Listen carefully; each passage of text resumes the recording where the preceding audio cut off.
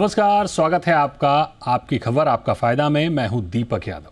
क्या आप जानते हैं कि फैटी लिवर जैसी साइलेंट किलर डिजीज आपके हेल्दी दिखने वाले शरीर को नुकसान पहुंचा सकती है? यही नहीं, ये धीरे धीरे सिरोसिस और कैंसर का कारण बन सकती है। महानायक अमिताभ बच्चन, जो खुद इस बीमारी से जूझ रहे हैं, उन्होंने इसके खिलाफ पोलियो जैसे जागरूकता अभियान चलाने की बात कही है। आज हम इस बीमारी पर करेंगे विस्तार से चर्चा, जानेंगे इससे पहले इससे क्या उपाय हैं इसके बचने के, क्या इसके संकेत हैं, इन सारी चीज़ों को समझेंगे एक्सपर्ट्स के जरिए। लेकिन पहले ये रिपोर्ट देखिए।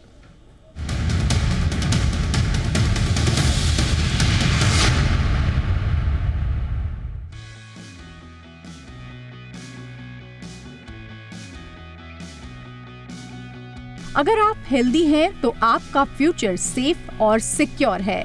ये motivational statement megastar Amitabh Bachchan ने मुंबई के केम हॉस्पिटल की सेंचुरी सेलिब्रेशन के दौरान दिया। पब्लिक हेल्थ कैंपेन का जाना माना चेहरा रहे अमिताभ बच्चन ने अब non alcoholic fatty liver disease NAFLD जैसी लाइफस्टाइल कंडीशन पर फोकस करने की बात कही है। अमिताभ बच्चन ने फैटी लीवर पर जोर दिया और एक नेशनल लेवल पर जागरूकता अभियान चलाने की बात कही। उन्होंने कहा कि जैसे हमने पोलियो को खत्म करने के लिए 8 साल तक 2 बूंद जिंदगी के मैसेज पर काम किया, वैसे ही फैटी लिवर डिजीज के खिलाफ भी अभियान की जरूरत है। आपको ये जानकर हैरानी होगी कि देश में हर 10 में से करीब 3 लोग non alcoholic fatty liver disease के शिकार हो रहे हैं। Non alcoholic fatty liver disease NAFLD एक ऐसी कंडीशन है जो मोटापे और अनहेल्दी लाइफस्टाइल के कारण होती है, लेकिन भारत में बिना मोटापे वाले लोग भी इसका शिकार हो रहे हैं। Non alcoholic fatty liver disease के चलते लिवर में बहुत अधिक वसा जमा होने लगती है, जिससे लिवर का काम प्रभावित होता है। अगर समय पर ट्रीटमेंट न मिले तो ये सिरोसिस और लिवर कैंसर का कारण बन सकती है। केम हॉस्पिटल के डॉक्टर्स के मुताबिक हॉस्पिटल में लिवर प्रॉब्लम के साथ आने वाले 20 से 30% patients non alcoholic fatty liver से ग्रसित मिलते हैं।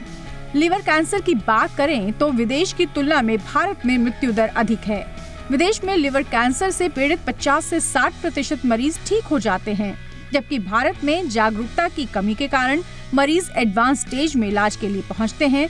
इससे यहाँ मरीजों के बचने की दर 20 से 30% ही है। Non alcoholic fatty liver disease को लेकर अमिताभ बच्चन ने कहा कि फैटी लिवर जैसी लाइफस्टाइल डिजीज से बचाव के लिए सही टाइम पर अवेयरनेस, हेल्दी ईटिंग हैबिट्स और फिजिकल एक्टिविटी को प्रमोट करना बहुत जरूरी है। उन्होंने उम्मीद जताई कि जिस तरह उन्होंने पोलियो और TB जैसी डिजीज पर सक्सेसफुल अवेयरनेस कैंपेन चलाए, उसी तरह फैटी लिवर डिजीज के खिलाफ भी एक स्ट्रॉन्ग मैसेज जनरेट कर पाएंगे। ब्यूरो रिपोर्ट, जी मीडिया। और इस अहम खबर पर हमारे साथ एक्सपर्ट्स जुड़ गए हैं। हमारे साथ हैं doctor Neelam Mohan, senior paediatrics Medanta hospital, और हमारे साथ हैं doctor Shikha Sharma, senior nutritionist. Shikha ma'am और नीलम मैम, आपका बहुत स्वागत है जी बिजनेस पर। सबसे पहले तो नीलम मैम, आपसे मेरा सवाल होगा कि आखिर ये जो बीमारी है, ये जो बड़ी तेज़ी से भारत में फैल रही है, हालांकि एक रिसर्च हम देख रहे थे जिसमें ये कहा जा रहा है कि हर 10 में से 3 लोग इस तरह की बीमारी से जूझ रहे हैं, खुद बिग बी इस बीमारी से जूझ रहे हैं। ये कितनी बड़ी चिंता है हमारे लिए? ये लगातार जो NAFLD बढ़ता जा रहा है, कितनी बड़ी चिंता है हमारे लिए? तो पहले तो स्टार्ट करते हुए नमस्कार आप सबको जो देख रहे हैं, और ये बहुत अच्छा इनिशिएटिव है। मैं दिल से अमिताभ बच्चन जी जो सबके प्यारे हैं, उनको दिल और जिगर से उनको सलाम करती हूँ कि उन्होंने इसको अपना एक लिवर डिजीज को इतना महत्व दे रहे हैं, बिकॉज पूरी इंडिया में एक बहुत बड़ा चर्चा बन चुका है। और ये क्यों हो रहा है, अभी एक रीसेंट स्टडी की मैं बताती हूँ, जिसमें सर्वे पूल्ड एनालिसिस, सारी स्टडीज जो भी लिवर की आ रही थी उनको जब पूल किया तो उसमें बताया गया है कि अगर 24,000 अडल्ट को देखा गया तो 39% में फैटी लिवर था, और करीबन 3,000 बच्चों में देखा गया तो शॉकिंग अलार्मिंग फिगर था 35% फैटी लिवर इन चिल्ड्रन, जिसको आप सोच भी नहीं सकते हैं कि कैसे होगा। तो जब हम बच्चों में फैटी लिवर की बात करते हैं तो फैट नॉर्मली भी आपके और मेरे लिवर में भी रहता है, लेकिन 5 से 10% मैक्सिमम हम उसको नॉर्मल की समझ सकते हैं। बियॉन्ड 10% हम उसे फैटी लिवर कहते हैं।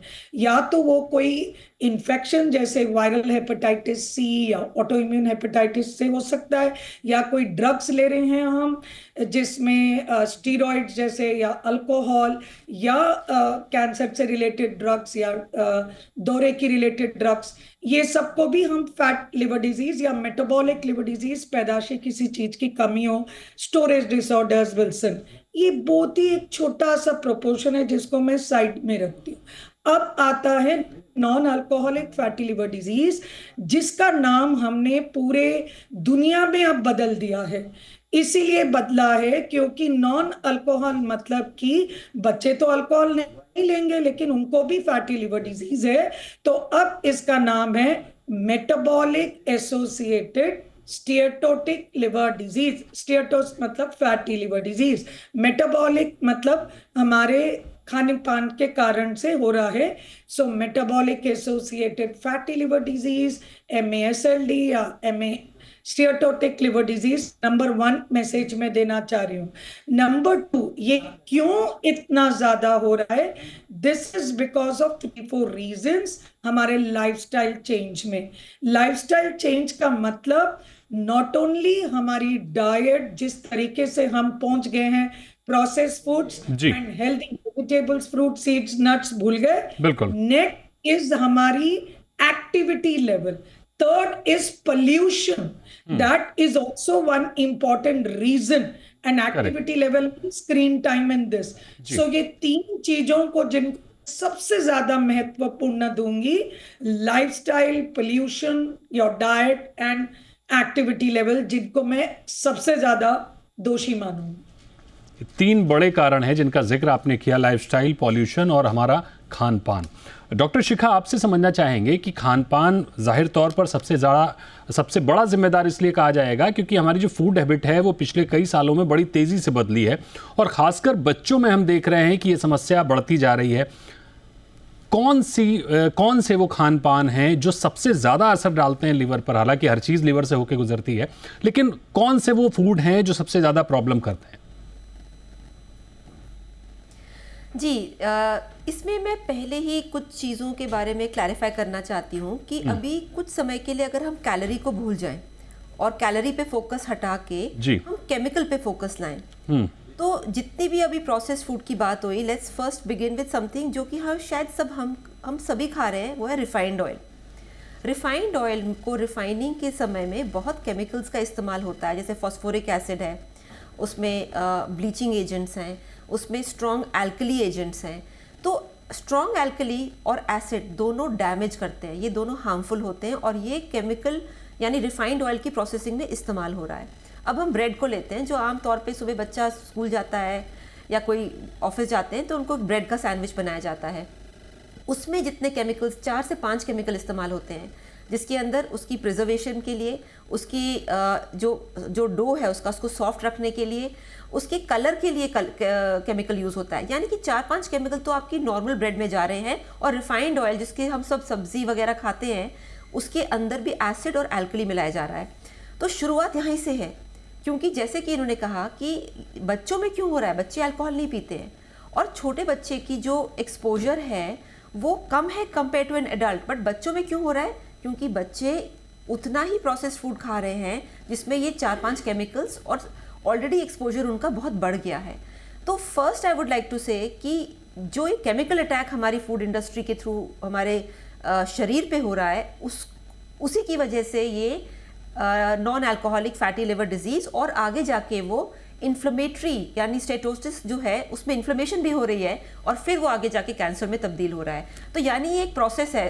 सपोज हमारा जो बेस है वो फैटी लिवर, जैसे कहा गया कि 10 में से 3 का फैटी लिवर है, अब उनका ये खाना पीना चेंज नहीं होगा, फिर वो इन्फ्लेमेटरी फैटी लिवर हो जाएगा और फिर वो कैंसरस होगा। यानी समय का ये ग्राफ चल रहा है जो आगे बढ़ेगा। ठीक बात है, यानी शुरुआत से ही हम अपने लीवर के साथ एक तरह से उसको हम टॉर्चर कर रहे हैं और वो टॉर्चर करने के बाद स्थिति कैंसर तक पहुंच रही है। नीलम मैम, आपसे समझना चाहेंगे कैसे पता चलता है कि NAFLD पैर पसार रहा है बॉडी में, क्या सिम्टम्स दिखते हैं? राइट, नंबर वन ये बता सकते हैं कि दैट ओवरवेट एंड ओबीस बच्चों में ये ज्यादा है। सिमिलरली अडल्ट्स में भी ओवरवेट एंड ओबीस में ज्यादा है। लेकिन आपने अडल्ट्स में भी सुना है लीन आउटसाइड फैट इनसाइड। इसका मतलब ये है कि आप बाहर से थिन हो सकते हैं, लेकिन आपका जो बॉडी कॉम्पोजिशन है वो body composition instead of protein more in your body you have fat in your body which is more in the organs. उसमें भी हो सकता है। लेकिन अगर आप, मैं दूर से देखूं 10 लोग खड़े हैं और मैं बोलूं जिनको मुझे स्क्रीन करना है क्या, तो उसमें overweight and obesity number one है।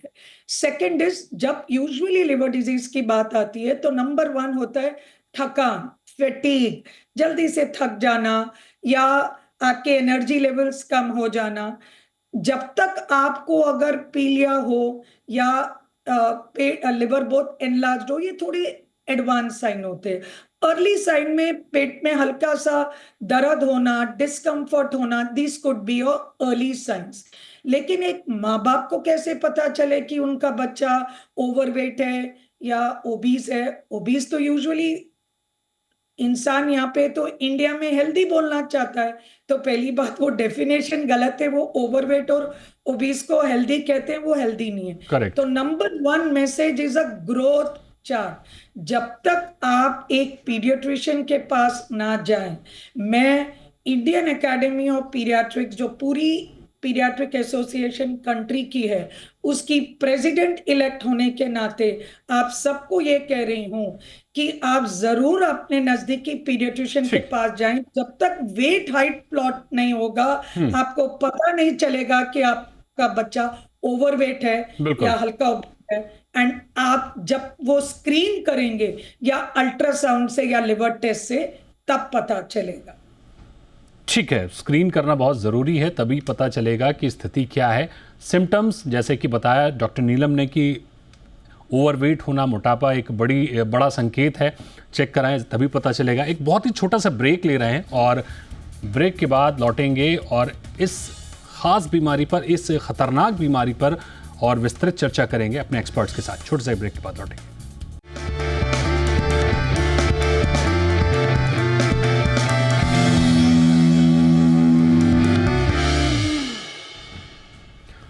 ब्रेक के बाद स्वागत है आपका आपकी खबर आपका फ़ायदा में। आज हम बात कर रहे हैं non alcoholic fatty liver disease की।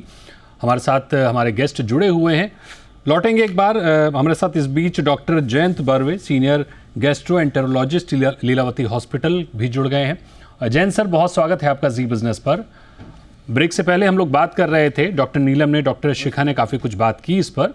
मैं चाहूँगा सर कि आप भी एक बार इसको ज़रा डिस्क्राइब करें, आसान शब्दों में बताएं कि ये non alcoholic fatty liver disease होता क्या है, क्या इसके संकेत होते हैं, क्या सिम्टम्स होते हैं, और ये देश में जिस तेज़ी से बढ़ रहा है, खुद बिग बी ने इसको लेकर चिंता जताई है और एक तरह से प्रचार करने की बात की है, लोगों को जागरूक करने की बात की है। कैसे देखते हैं सर, कितनी बड़ी चिंता है?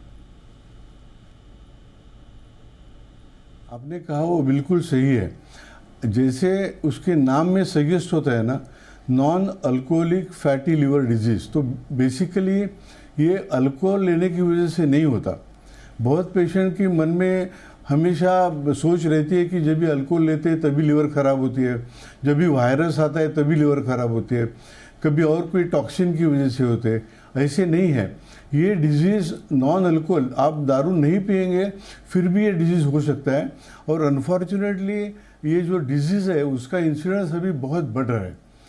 हम जैसे देखते हैं कि बेसिकली ये होने की वजह क्या है।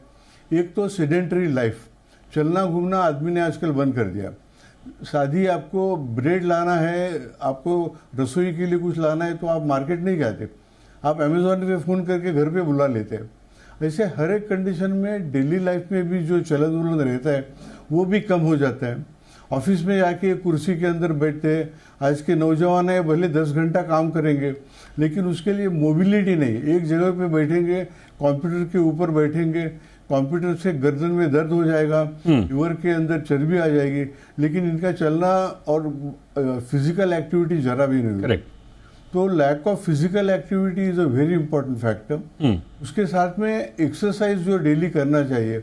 हम हमेशा कहते हैं कि आप एक दिन में 30 मिनट इतना तो एक्सरसाइज करना चाहिए। तो एटलीस्ट मैं कहता हूँ कि एक हफ्ते में 150 मिनट इतना तो एक्सरसाइज होना चाहिए, और ये जरा भी नहीं होता।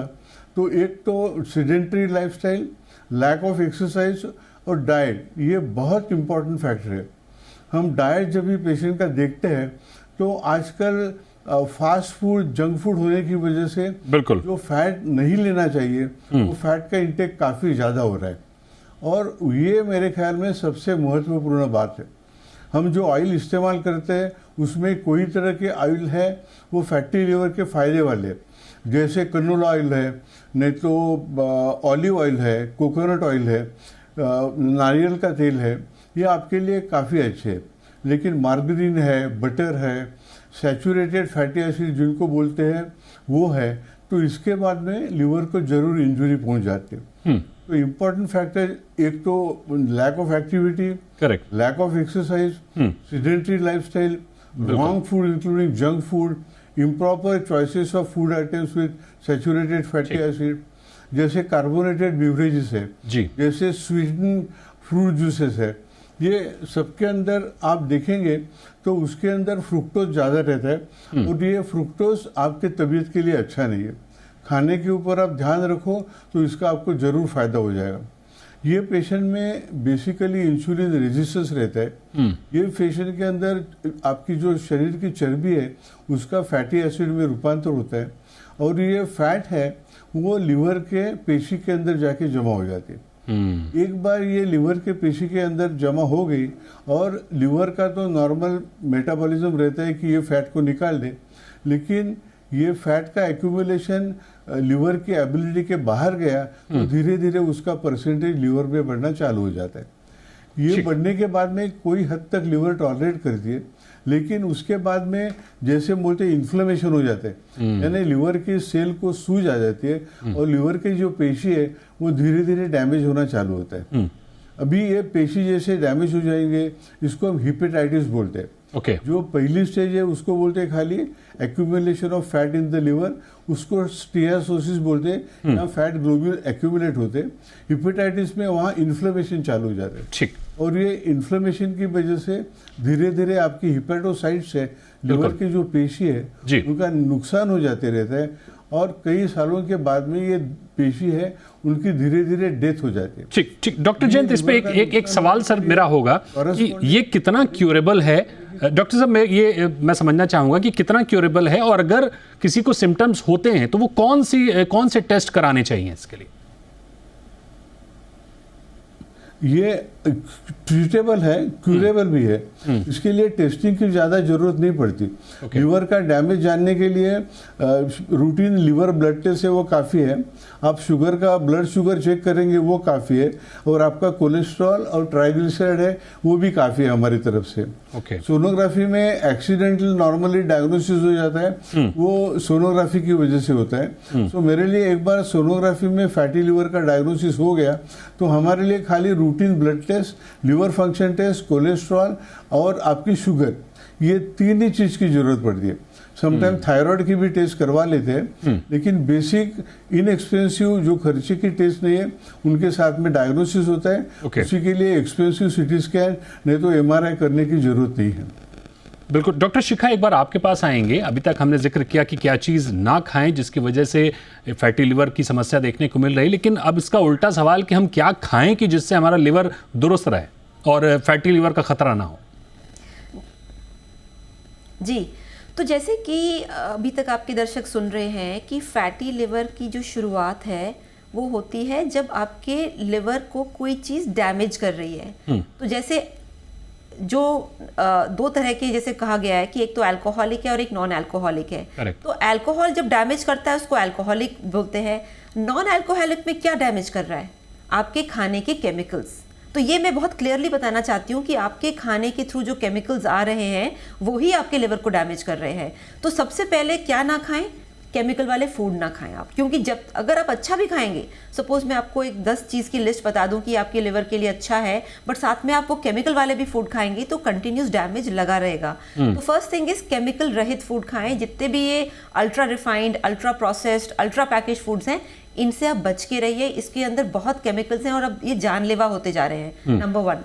नंबर 2 जो बहुत इंपॉर्टेंट है कि आपने ये सब छोड़ दिया, अब आपको डिटॉक्सिफिकेशन शुरू करना है। जब हम डिटॉक्सिफिकेशन की बात करते हैं, यानी उस समय आपको हैवी नॉनवेज, हैवी मीट्स, ये सब नहीं खाने हैं, बिकॉज लिवर के लिए हैवी प्रोटीन डाइजेस्ट करने में समय लगता है और एक वीक लिवर और एक डैमेज लिवर को इतना प्रोटीन डाइजेस्ट ही नहीं होता।